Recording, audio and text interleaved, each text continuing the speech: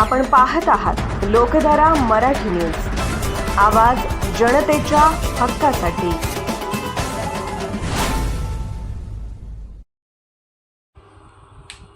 आज माननीय आमदार गोपीचंद पडळकर साहेब गिरिराज आश्रमशाळा उडगी येथे सदिच्छा भेट दिली। आश्रमशाळा पाहणी करण्यात आली।